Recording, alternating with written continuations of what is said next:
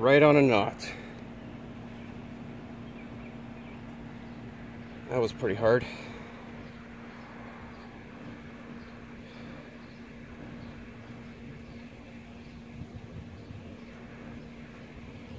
Wow, I chipped that edge so badly. I rolled that edge so badly. What am I gonna do? I think I'm gonna have to complain. And I gotta cry that it's the knife's fault. Oh no.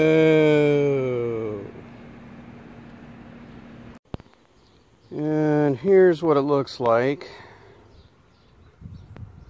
This is the Tope Overkill Bowie, by the way. I'll mention it in my title anyway, so it's not like you guys are not going to know what it is. 8-inch blade. 8 or 8.5? I think it's 8. I can't remember now. Anyways, this is after that little chop. It's actually, that was a big chop. It's just I hit a knot.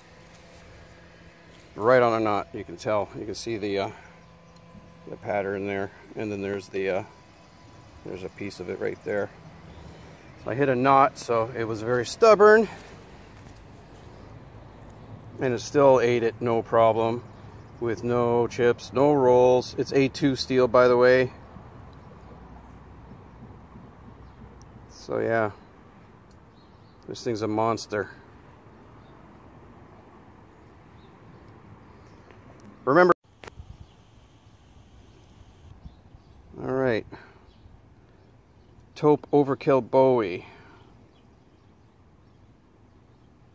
Just a little patina there at the tip there, but that's not a problem. That comes off with a little flitz. No chips, no rolls. A big 5/16 inch chunk of A2 steel. Again, it's about choosing a knife that can chop and using technique that's not going to break your knife, because I can still break this knife if I really was a, you know, actually, well, for me, I'd have to try or to be extremely absent-minded to cause damage on this knife. I already cleaned it up with some WD-40 and some Comet, took off the sap and everything else. So it comes off, the sap and everything comes off pretty easy with that, those two chemicals. I'll just do another chop here just for the heck of it.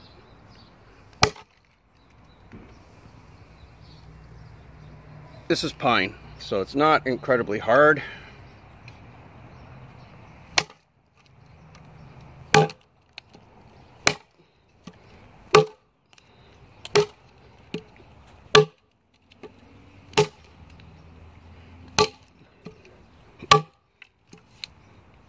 It's just difficult to swing on this angle. I'm like bent over and I'm in a weird position.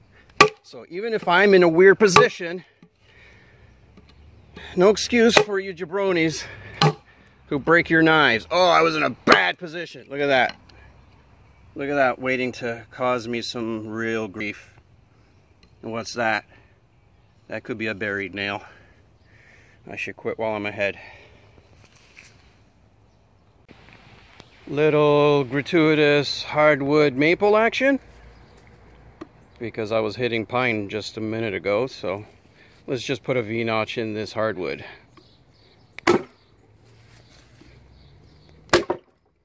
This is difficult. No tripod, shaky stand. Busted this.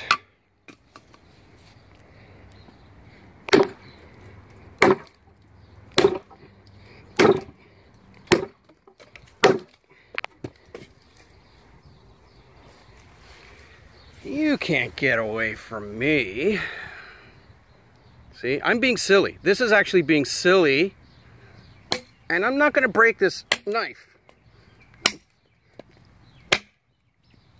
Okay? That's some hard-ass, nasty shots. And those are just resin transfer. Watch. I'll clean it and it'll be fine. As you can see, before I do the clean,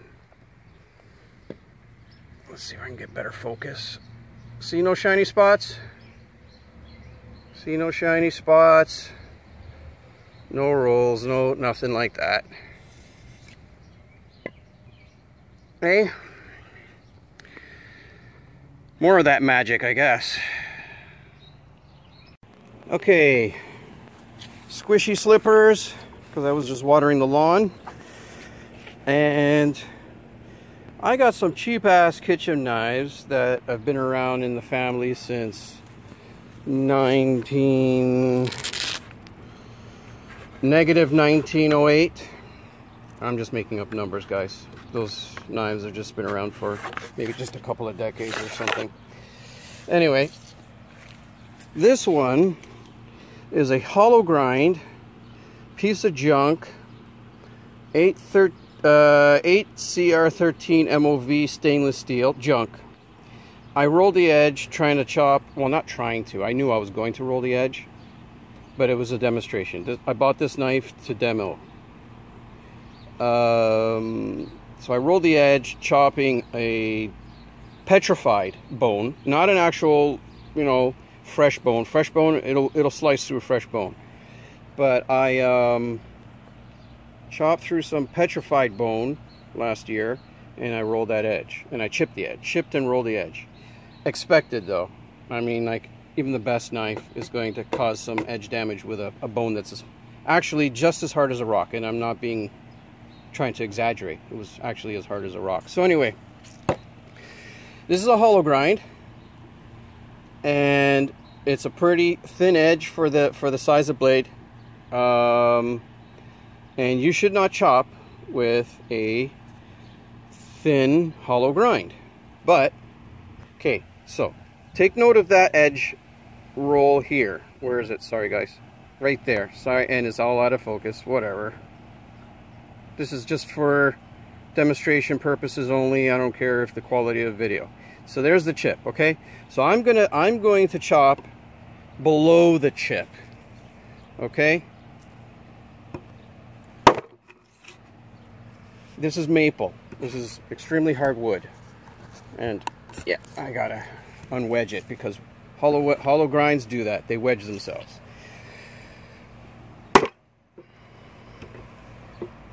This is horrible video, guys. I understand. But I'm just trying to prove a point.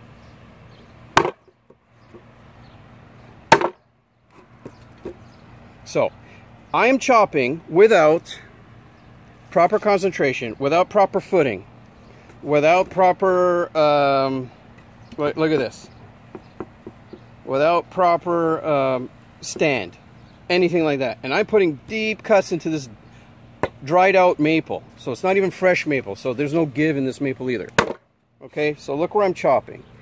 The chip is up here. The original chip is up here. I'm chopping down here. Let me unwedge it.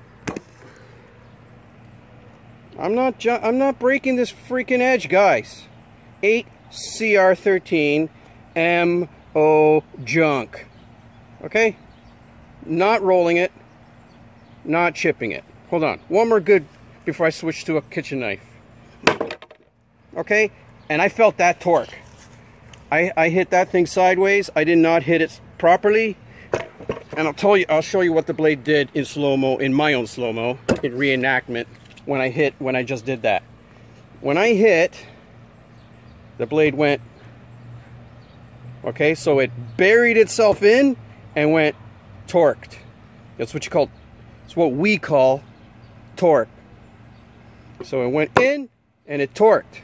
So I'm going to even torque it a couple times because it's a piece of junk blade. Here, look. Short, torque. All right.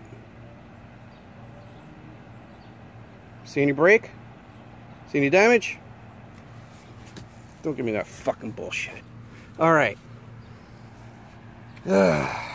Piece of junk. Real piece of junk. Professional, quote unquote. Doing the Dr. Evil quotes with the fingers. Professional kitchen knife, okay?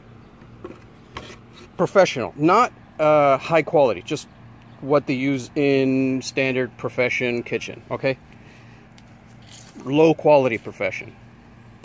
Before we check, it's just a hacked up edge. It's been sharpened by Dad. Dad does not know how to sharpen knives. He just goes at it like a banana. Okay, so, but just to tell you ahead of time, there are no chips or rolls on this thing. Just a really crappy, toothy edge. So, but this is just a chopping demo, just to show you edge issues. Okay, that's pretty deep for a kitchen knife.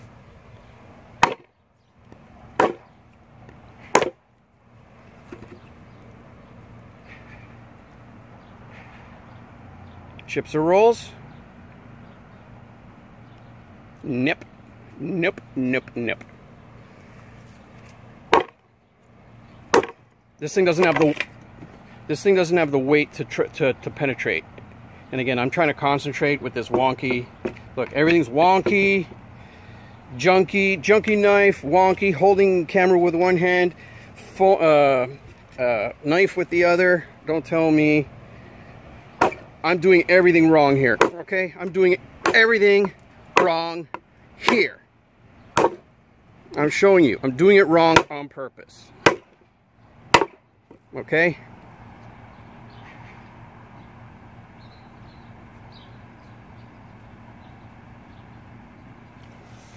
Still fine. This thing is one of those shopping channel knives that my parents thought that they thought they were going to do well with. This thing is like literally 2 millimeters thick. Okay, it's listed as a carver, labeled as. Never chop with a knife that should never be, that was never designed to chop, okay?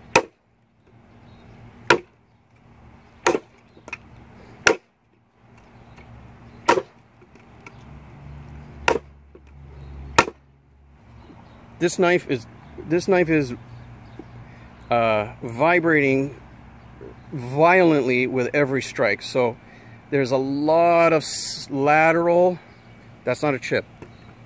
That's actually a wood chip, not a steel chip. There's a lot of lateral forces happening at each strike. Okay, a lot of lateral forces. Watch, this is even going to be worse. Because the knife goes wah wah wah wah wah wah wah wah wah wah wah. I mean, this is obviously in slow-mo, but it goes wah wah wah. Every time I strike, it goes wah wah wah wah wah wah wah. So the knife is creating its own lateral stresses, no matter how hard I try to keep the situation nice.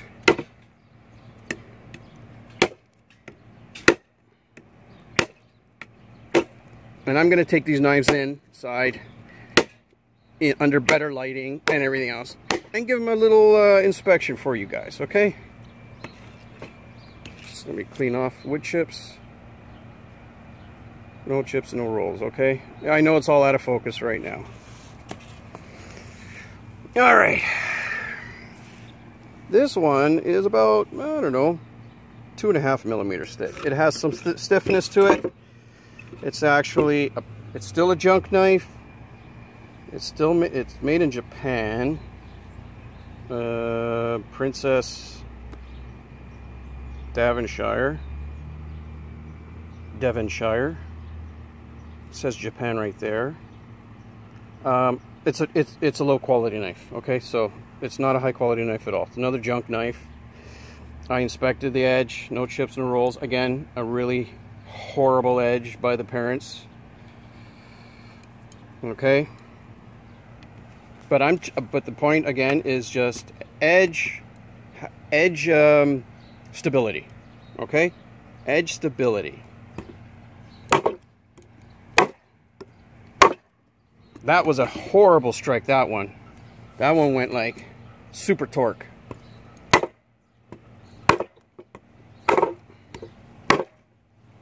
I know the camera is all over the place. Just bear with. It's just about the results, not about the quality.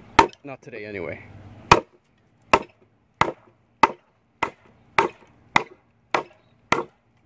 Okay, I'm just gonna go a little ape shit now, okay? Just to say, you know, just to show like what some dummies really actually do in the field. Ah!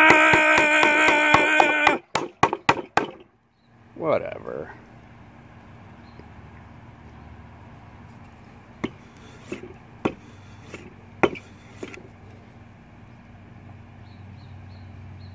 All out of focus and everything else, but that edge looks good. Actually, it looks completely undamaged as far as what I did. I mean, it's damaged from what my parents did. It's completely undamaged from what I did, though. Okay, let's go inside. All right, welcome to Bohemian Friday 13th. Why Bohemian? Because I've done everything really shitty. Shitty video, shitty camera work, shitty everything, okay? But it's just, I'm just trying to get a point across really quick. Well, maybe a little, not so quick. It's going to be like maybe a 10-minute video or whatever. But as quick as possible, because if I really went into editing and everything else, it would, you know, I'd spend a better half of a day trying to screw around editing or whatever, or at least a few hours anyway. Don't want to do it. Okay, it's just about the point. In this case, the edge. Alright, trying to get some light here. Okay, we're under very bright lighting. This is the 1mm piece of junk. Shopping channel knife. And bring it right under the light here, okay? Like, see, like this is a strong light. Aside from the junky edge that my parents put on this thing, there are no chips or rolls. Okay? Not on this really, really low quality, you know, like super low heat treat. Everything low. As lowest as possible. I'm surprised it's, you know, if it's even heat treated at all. All right, now this is the Nella, the professional grade one. All right. Again, no chips or rolls. This stuff,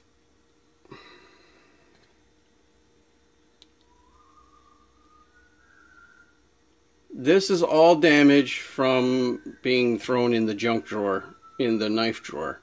Okay, so didn't chip out the edge and didn't roll out the edge. Remember, these are really junky. These are something knives that you'd probably find in a thrift store. Really garbage. All right, here's a not the Tramontina, the Princess Devonshire, made in Japan. There is a little shininess after going crazy. Okay, that shininess wasn't there, but we're talking super minor. Let me run my finger across it. You don't got to believe me, I don't care. You can go and do your own. No chips, no rolls. Maybe like slight rolling, okay? Obviously, since they're shiny there. But again, this has been banging around the junk drawer. See, look, there's chips and rolls all along that edge. And I only struck it in this zone. Like that. But there's chips and rolls all the way across. So that's just from years of being abused and neglected. So again, I call this one pass. Complete pass test. Don't ever chop with these knives. Don't ever chop with this knife. Piece of junk. It's just a heavier version of these pieces of junk. That's all it is. No, and I left the resin. See all that white stuff on the side of the edge? I left it just to show areas of where I struck the wood. But if you look, no chips, no rolls, except for the big major one right there. Come on, man, when I'm trying to freaking do a video. You know, that big major one right here. It's like right there. And that was last year. That had nothing to do with today. Alright. Now, if you got a knife, I don't have any Gerbers or any other junk knives. I only bought this junk knife, and I decided, you know, I don't want to buy any more junk knives, obviously. But I bought this one to really thrash and break. I actually wanted to break it. And I'm still in the